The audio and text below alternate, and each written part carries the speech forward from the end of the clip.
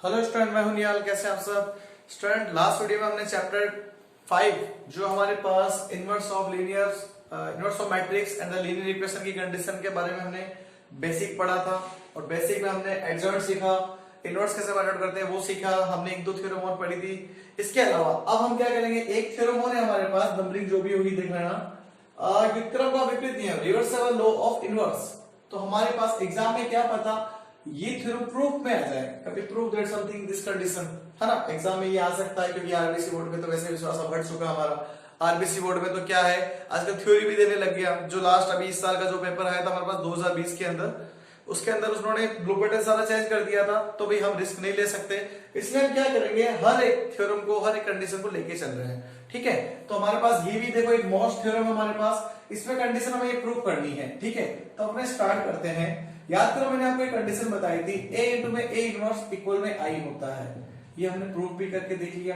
अब इसी कंडीशन को लेता हूं, अगर मैं AB को AB इनवर्स से मल्टीप्लाई करूं तो मेरे पास I आएगा।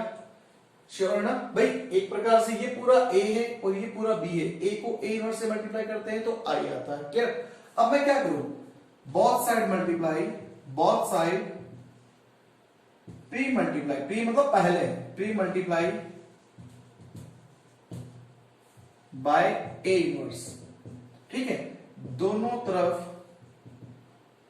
ए इनवर्स की अग्र बोलते हैं इसको, अग्र गुणा करने पर, अग्र गुणा मतलब प्री मल्टीप्लाई क्यों कर रहे हैं इसका रीजन अभी बताऊंगा। तो देखो बहुत सारे मल्टीप्लाई करो, ए इनवर्स ए बी, और ये ए बी इनवर्स पढ़ा है नो चेंज, और इसके साथ मैंने मल्टीप्लाई कर दी ए इनवर्स की, तो यहाँ पे आई आ गया।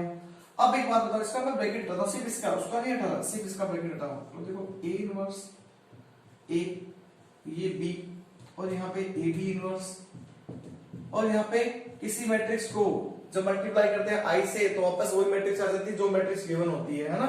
ये भी हमने प्रूव कर लिया था। अब देखो ध्यान से, ए इनवर्स इंटू में ए या ए इंटू में ए इनवर्स, कंडीशन क्या बनती है, आई बनती है ना। ए इनवर्स इंटू में ए भी हमारे पास आई होता है, ये भी हमने प्रूफ कर लिया था।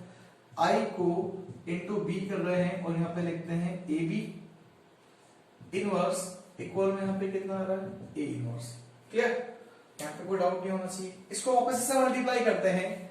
देखो जब आई किसी मैट्रिक्स से मल्टीप्लाई करता है वापस वो वही कंडीशन बना देता है। ठीक है, अब यहाँ पे आ जाएगा मेरे पास ए इनवर्स। क्लियर? अब फिर वापस अगेन प्री मल्टीप्लाई, है ना, बोथ साइड प्री मल्टीप्लाई किसकी, इस बार बी इनवर्स की, pre multiply by B inverse, दोनों तरफ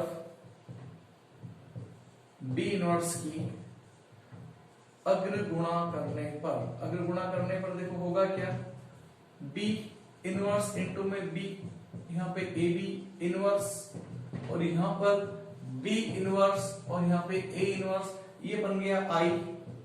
आई अगर किसी मैट्रिक्स से गुणा करता है तो उसका आंसर वापस क्या आता है, जो मैट्रिक्स गुणा हुई वही आता है। इसको इससे मल्टीप्लाई करो तो देखो मेरे पास स्टेटमेंट प्रूफ हो चुका है। ये बात ध्यान रखना, हमें मल्टीप्लाई कौन सी करनी है, प्री मल्टीप्लाई करनी है। कोई कहता है सर नहीं करे तो बेटा आप ये यहां लिखोगे तो ये रूल पहले इससे मल्टीप्लाई नहीं कर सकता। मैट्रिक्स का एक रूल होता है, हमने पढ़ा था ना कभी, मेरे पास ए बी और सी है ना, तो रूल के अकॉर्डिंग देखते थे, ये इससे मल्टीप्लाई करेगा फिर इससे मल्टीप्लाई करेगा, डायरेक्ट हम इसको इससे मल्टीप्लाई नहीं करेंगे। वही वाली बात है, ये अगर यहाँ होता तो ये इससे मल्टीप्लाई करता, पर इनवर्स तो ऑलरेडी है, हटाओगे कैसे, नहीं हटेगा, इसलिए हमने इसकी हेल्प ली और हमने कंडीशन प्रूव कर दी। तो हमारे पास जो चैप्टर नंबर जो 5 में जो 5 पॉइंट एक्सरसाइज के जितने भी क्वेश्चन आएंगे उसके लिए हमने कंडीशन सारी देख ली है। और ये जो स्टेटमेंट के ऊपर क्वेश्चन ना, लास्ट से लास्ट ईयर जो साल का पेपर था, मतलब 2019 के अंदर इसके ऊपर मैट्रिक्स दी गई थी और इसके ऊपर कंडीशन के बेस हमें प्रूव करके दिखाना था। उसने जब ऐसी कंडीशन देता है, ध्यान रखना, तो आपको ए और बी मैट्रिक्स देगा। क्लियर? और हम ए बी की मल्टीप्लाई करके उसका इनवर्स लेंगे और बी इनवर्स ए इनवर्स की मल्टीप्लाई करके चेक करेंगे, तब जाके हमारे पास उसका आंसर आएगा। ये बात ध्यान रखना, यहाँ पे दोनों मैट्रिक्स आपको गिवन देगा, ए और बी क्या है, तब हम उसका इन दोनों का मल्टीप्लाई करके इनवर्स करके देखेंगे और बी इनवर्स ए इनवर्स करके एलएचएस इक्वल में आरएचएस चेक करेंगे। 2019 के अंदर इसके ऊपर क्वेश्चन आया था, थ्योरम नहीं आई थी, इसके ऊपर क्वेश्चन आया था और दो जो क्वेश्चन था उसमें 2x2 की मैट्रिक्स थी। क्लियर? तो इसलिए इसको भी ध्यान से देख लेना बेटा, अगर हमारे पास एग्जाम में आ जाए तो हम सॉल्व कर सके। ओके, अब हम इसकी एक्सरसाइज 5.1 है उसको स्टार्ट करते हैं, उसका पहला क्वेश्चन कंप्लीट करते हैं। तो स्टूडेंट अब हम स्टार्ट करते हैं हमारी एक्सरसाइज जो है 5.1 का question number first. Clear?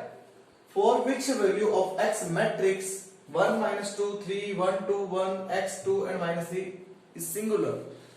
x के किस मान के लिए अवयव ये दिया है, अविकर्मणीय है। सबसे पहले बात करते हैं हमारे पास सिंगुलर मैट्रिक्स की कंडीशन हमने पढ़ी थी, वो हमने ये पढ़ी थी a determinant of a equal to 0 होता है। क्लियर? तो मेरे पास मैट्रिक्स जो दी है उस मैट्रिक्स को मैं पहले लिख देता हूं, आंसर यहां पे लिख रहे हैं। मैट्रिक्स मेरे पास है 1 -2 and 3 1 -2 and 3 1 2 1 और यहाँ पे आया x 2 and -3। ठीक है, अब मान लेता हूं मैं इसको एड कर लिया मैंने। ओके, अब मेरे को पता है डिटरमिनेंट इक्वल टू 0, हमें पता है डिटरमिनेंट इक्वल टू 0, तो इसका डिटरमिनेंट लेना है मेरे को। डिटरमिनेंट को क्या लिखते हैं हम, ऐसे शो करते हैं 3 1 2 1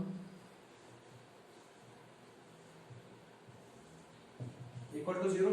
इसका डिटरमिनेंट फाइंड आउट करते हैं। कैसे फाइंड आउट करते हैं? डिटरमिनेंट जो हमने पहले रूल पढ़ा था वही, इसको छोड़ दिया 2 1 2 1 -3, फिर यहाँ पे आ रहा है माइनस होता है लेकिन ये रूल के अकॉर्डिंग प्लस बना देगा, ये आ गया, इसको छोड़ दिया 1 1 x और -3, फिर मेरे पास आता है प्लस 3 आ गया, यहाँ पे कितना, इसको छोड़ दिया 1 2 x and 2 इक्वल टू कितना 0।